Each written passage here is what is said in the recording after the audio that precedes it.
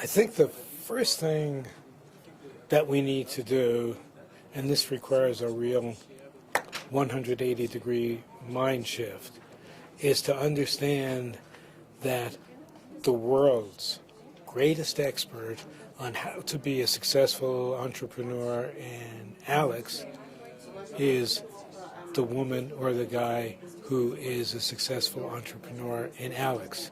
The world's greatest expert on how to have a well-nourished child despite poverty is that Vietnamese woman who comes from a very poor family who has a well-nourished child. So the first thing we need to do, which is very difficult, is for us to truly have the humility and the wisdom to know that the expertise, the real expertise, the real solutions lie within that community. That doesn't mean, however, that we have nothing to contribute, otherwise we wouldn't be here. But our contribution is to be a facilitator to help people to find their own answers and to find their own solutions. First of all, the term PD is one which we use all the time, but positive deviant. But many people, myself included, hate the term because deviant is something which sounds bad and negative. But we use the term positive deviant because the actual term comes from the sciences. There's a bell curve that we all know about, and there are people who are on the positive end of the bell curve. They have better outcomes. And so the scientific term is positive deviance. We don't use that when we work with communities at all, but shorthand for our work here today, we're using that term. But I wanted to make it clear that you don't have to call it positive deviance. It's basically some folks who do better than others within the same resource base. When we talk about positive deviance, that's something we do in our office and symposia when we're working with villagers in Malawi, in Vietnam, in China, wherever. We never use the term positive deviant. As we explain the approach, we say to the villagers, what do you want to call this program?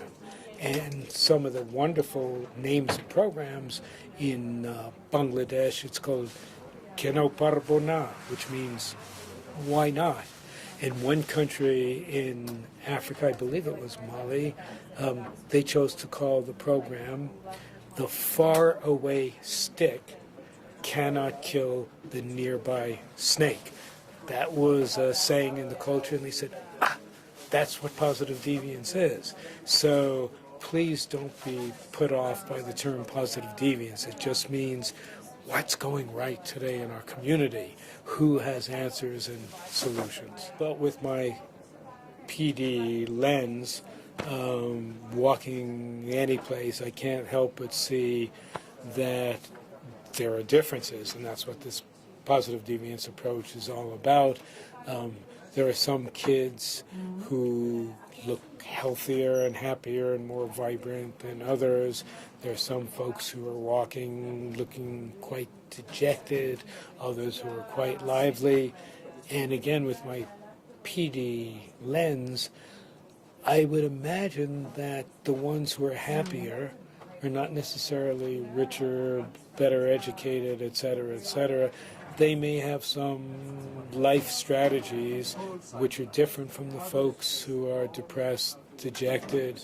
The ones that have succeeded are not necessarily smarter, richer, better educated, but yet they've succeeded when their neighbors have not. And using this positive deviance approach, we can learn what is it that those successful entrepreneurs, who we call positive deviants, are doing which is different from their neighbors, and of those practices which are different, which one of those are truly accessible to everybody.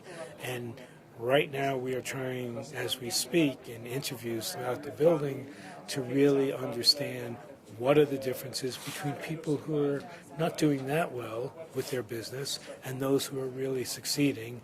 And then we will be meeting over the next few days to try and take what we have learned and to build it into a program which will enable the business place to better serve their clients.